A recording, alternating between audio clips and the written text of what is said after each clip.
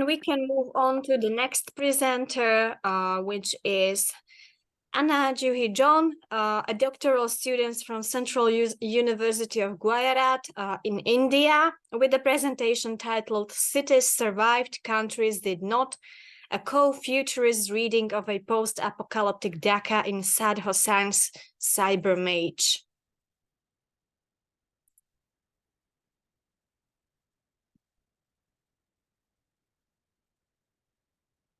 Okay, we can see the presentation. All right. Okay. Thanks.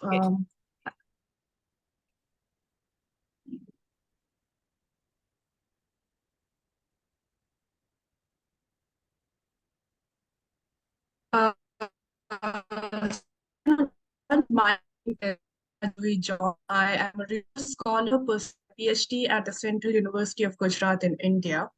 The title of my working paper is Cities Survived, Countries Did Not, a co-futuristic reading of Dhaka and Saad Hossein's CyberMage. And before I begin, I want to extend my gratitude to the previous speaker, as well as the organizers of this colloquium, who were able to introduce me to the idea of eco-dystopia, which led me to, reconsider my reading of this novel that I'm going to present today. Thus, the title has changed from a post-apocalyptic Dhaka to just a reading of Dhaka. So here I begin. Saad Hossain is a Bangladeshi speculative science fiction writer from Dhaka who has written several SSF novels. Most of his novels share a post-apocalyptic, techno-futuristic world located specifically in Bangladesh. His novels and short stories interrogate life in his country in a dystopian time when the world as we know it has collapsed due to the Anthropocene. Hossain's writing of speculative science fiction is quite similar to some of the emerging trends within South Asia and other SF writing traditions by people of color and ethnic minorities who have been largely sidelined by Anglo-American hegemony of science fiction writing. Sharing in the futurist by Afro-American, African, Indigenous, Latinx, and other marginalized ethnic writers, Hossain draws upon the aesthetics of his nation to imagine a future of his country through science fiction. This paper aims to analyze Hossain's novel CyberMage as a co-futurist vision of the city of Dhaka. A textual reading of nature as it appears in the novel would indicate how Hossain critiques the present-day response of his country to the challenges presented by climate change. Before we begin, it is important to establish a set of fundamental definitions. Firstly, we must address the concept of science fiction. In Darko Sowain's Metamorphosis of Science Fiction, a comprehensive examination of science fiction genre is presented.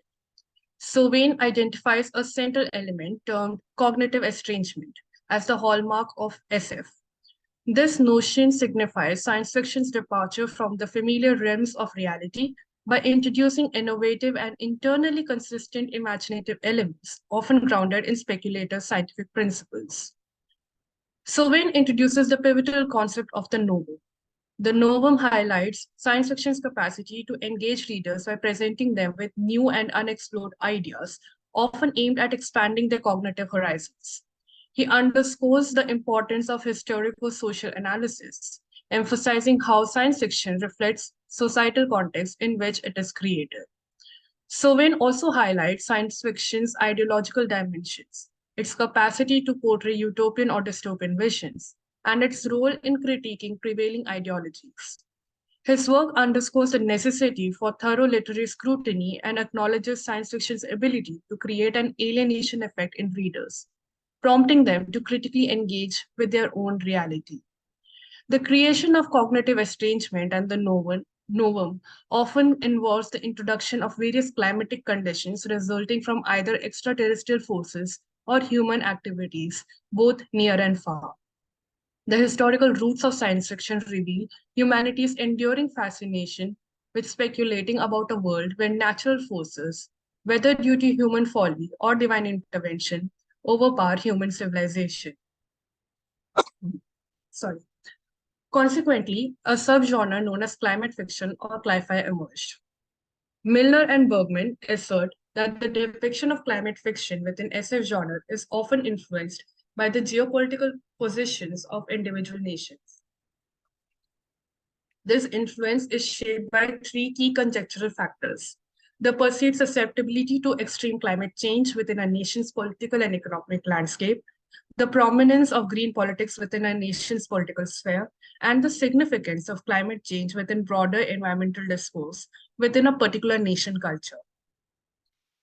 Through a comprehensive analysis of globally produced climate fiction, they conclude that nations situated on the periphery of Moriarty's world system tend to produce more climate fiction than those at the center.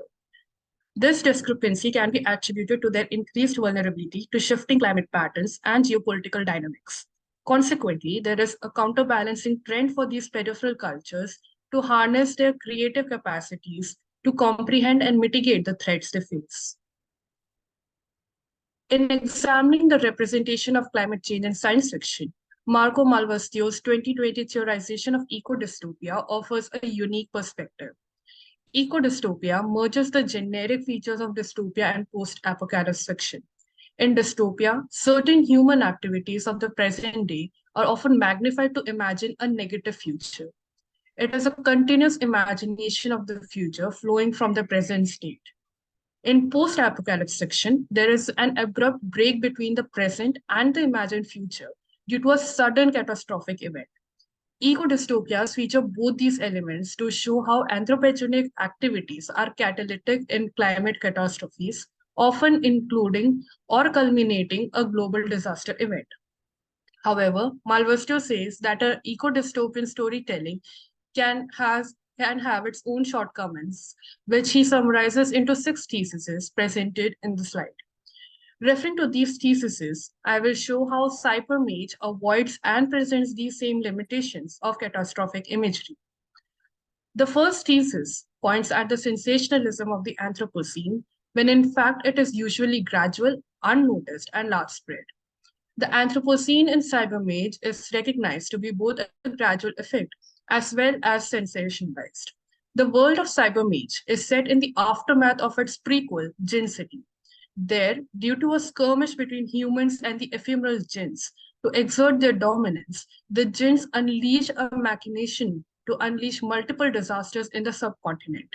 Their aim is to reduce the Earth's population through genocide to temporarily alleviate the ecological damage caused by human activities. The catastrophic disintegration of the Earth's atmosphere results in a techno-dystopian world portrayed in CyberMage, which includes toxic air and water, flooding, and humans surviving in cities they make habitable through technology that purifies the air they breathe. The second thesis states that the focus of the effects of Anthropocene is often limited to climate change. In CyberMage, climate change is more of a backdrop for the narrative. It shows how human civilization has adapted to the changed relationship with nature by adopting artificial intelligences, which in turn begin to threaten human agency. It also investigates the geopolitical, social, and economic effects of the Anthropocene, which will be exemplified later. The third thesis has already been explained. The Djinn's attack is indeed a singular event, but it is more of a high point to an already existing Anthropocene. The fourth thesis focuses on the magnitude of the catastrophe. In Djinn City, humans are already seen existing as transhumanist with nanotechs and AIs. The catastrophe also increases human dependency on technology. CyberMage reflects the effects of such dependency on humans at various levels.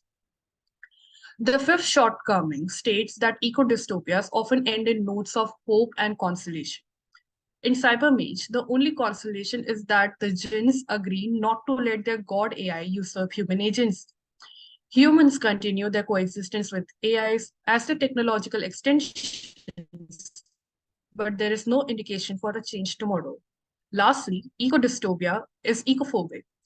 In CyberMage, the narrative is mostly set in the inner circles of the protected cities, where nature has been controlled and manipulated to serve humans. The natural world does evoke fear in people, especially those who do not have high technology. Landscapes beyond AI-controlled climates are considered as red zones, where certain death is ensured without proper gear. Bodhisattva Chattopadhyay, in his paper, Fictioning the Futures of Climate Change, says, and I quote, Much climate fiction is also directly critical of capitalism, especially consumer capitalism, which becomes twined with geopolitics to highlight what are often seen as part of the general causes and effects of climate change, such as widespread resource transference from the global south to the global north, genetic colonialism, biodiversity loss, shifts to hyperurbanism, and unequal distribution of resources. Like Milner and Bergman, Chattopadhyay concurs that most cli-fi is emerging from outside the core, Anglo-American imaginaries. He calls these futures from the margins. Co-futurism, where the statements of climate change are not global but localized to foreground community experiences.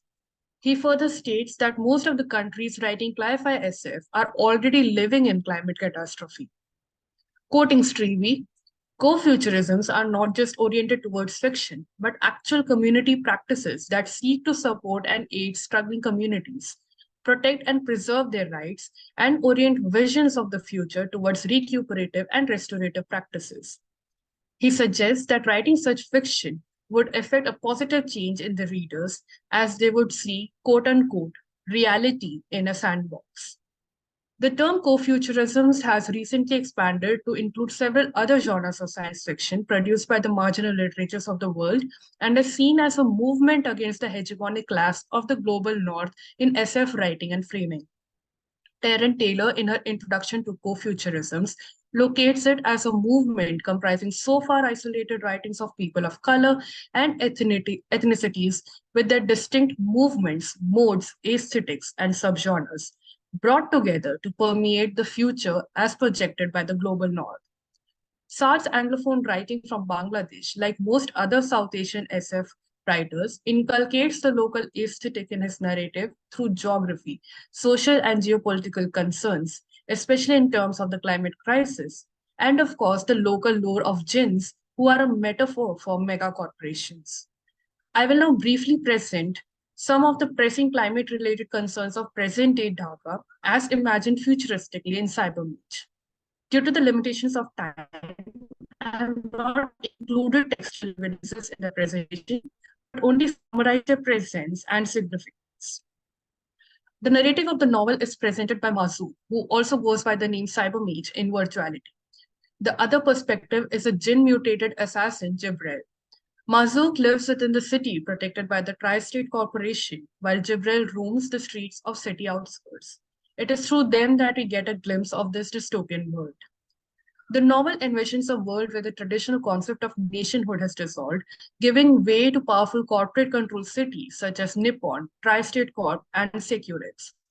These megacorporations provide the technology required to sustain the human population's need in both the physical world and the virtuality, where the privileged elite and shareholders reside. Society is starkly divided between the cardholders and the cardless. Cardholders enjoy access to urban havens where they can exchange payments for essentials like clean air, purified water, synthetic food, advanced nanotech for survival in the external world, or the option to immerse themselves in the virtuality while their bodies rest in nanofluids, granting them a deathless slumber. In contrast, the cardless population inhabits the fringes of the vast megacity of Dhaka and the tri-state region, receiving basic nanotechnology for survival. Their role is to purify the air through their bodies, which is then redirected to supply to wealthier cities. These periphery areas are populated by climate refugees who fled the disintegration era's Djinn-induced flood and ozone depletion, rendering the earth inhabitable without implanted nanotech. The technology provided to the less fortunate often results in unintended mutations, negating their need for conventional sustenance. Wealthier cities maintain colonies of these climate refugees to secure a supply of purified air for the elite residents who reside beyond the confined boundaries of the cardholder cities. First nations like Japan have supposedly entirely transitioned into the virtuality. Human reliance on the natural world has either been entirely eradicated or reshaped in a manner accessible only to a select few. Technology has supplanted the former's dependence on nature. Even educational institutions, exemplified by Mazouk School, cultivate their microclimates, featuring plant-based walls and thriving flora, which grow under meticulously controlled environments. In the novel, the memory of natural flora and fauna is rapidly fading, with occasional muted animals making rare appearances. Marzuk, a wealthy gamer and hacker in the Virtuality, owns a pygmy elephant, a luxury enabled by his success. Animals are either non-existent or the products of genetic manipulation. Plants are ornamental features available only to the uber elite spaces like Marzuk's school that has plant gel walls and ornamental shrubs and trees in its campus with its own microclimate. The only other mention of plants outside the city is in the form of recreational weed. Though synthetic narcotics are common, real weed is rare and accessible only to the affluent. Reggie, the quarter Djinn who owns Djinn money, is the only person who could afford it, thus further showing how prized natural commodities are. The Djinns at the International Space Station to show their indulgences as they debate over procuring wine from nearby space stations of various corporations. Humans' dependence on nature for sustenance is eliminated by mass production of seaweed algae and carbon webs, which combine within kitchen units to print local delicacies that mimic the taste and appearance of their original counterparts, while providing necessary nutrition. In the peripheries, humans have either mutated due to the ingrained technology to either become independent on sustenance or forage the infected landscape to hunt game and scavenge herbs. Though this is not expanded upon in the novel, a character of the restaurant cook from Hossain's short story, Bring Your Own Spoon, reappears, which serves as the link to the futuristic world Hossain has created across his writings. There is an interesting dichotomy in the concerns for nature amongst the residents, as seen in their dual existence in the real world and the virtuality. In contrast to the grim city of Dhaka, the virtual realm and the game world of Final Fantasy 9000 offer an idyllic setting. The game is set in a diverse virtual continent inhabited by fantastical creatures such as knights, paladins, witches, and goblins. It adheres to real world science as directed by its AI overseer, place avatars, and engaging in battles to gain and sorry. Okay. Um, Players select avatars and engage in battles to gain and maintain control over territories. While the use of modern inventions is forbidden, occasional blending of science with magic is tolerated.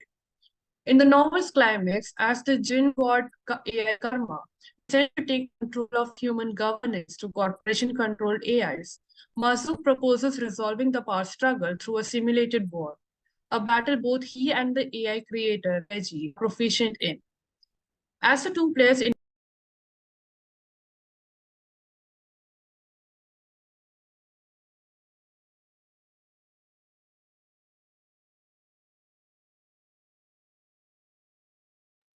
Well, looks like we have lost connection, and she's already reconnecting. Good. Sorry, I think I lost the connection here. Okay, that's okay. You can continue. Uh, yeah, just give me a second. I'll just set up the presentation again. Good. Um,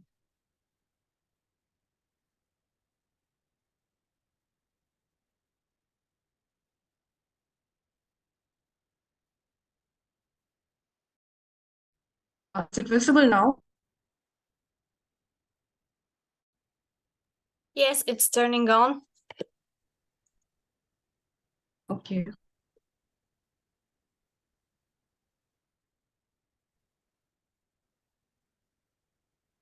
Do let me know when it's visible. Yeah, it's visible. Good.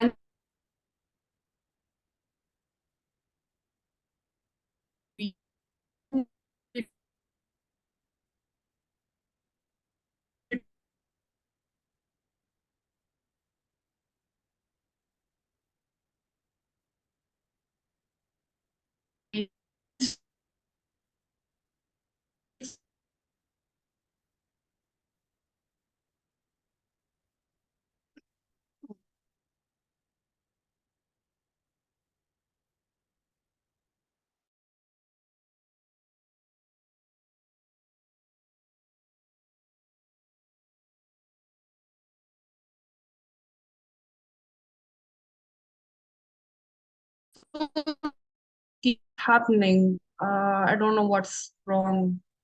Okay, maybe you can just finish your talk without the PowerPoint. Maybe it's too overwhelming on the connection. Yeah, sure. Maybe, yes. I'll do that. Um, right. So to conclude, the novel mirrors real-life challenges faced by Dhaka, offering a reality in a sandbox experience. It parallels the city's struggle with the consequences of anthropogenic activities and global warming, mirroring ongoing issues like flooding, severe river and sea erosion, cyclones, and industrial pollution. These challenges have led to a mass migration of climate refugees to Dhaka and other affluent cities within Bangladesh and neighboring nations.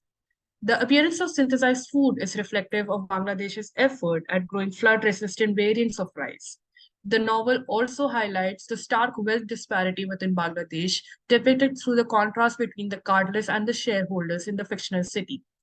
While Bangladesh has made efforts to combat climate change, it continues to struggle with issues like air quality, which becomes a prominent backdrop in the novel and a key aspect of Hussein's vision for the nation's future.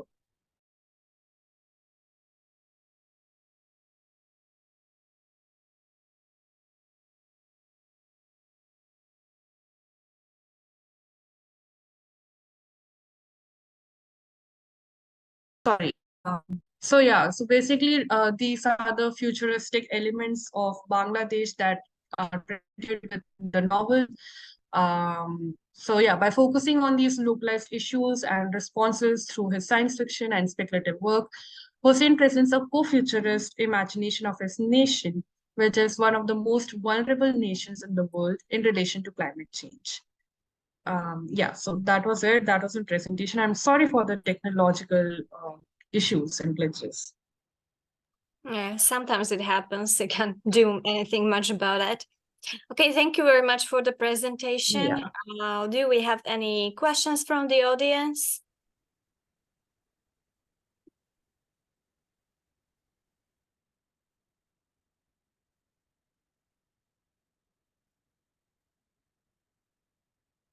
Okay, so there are no questions, so we can move on to the last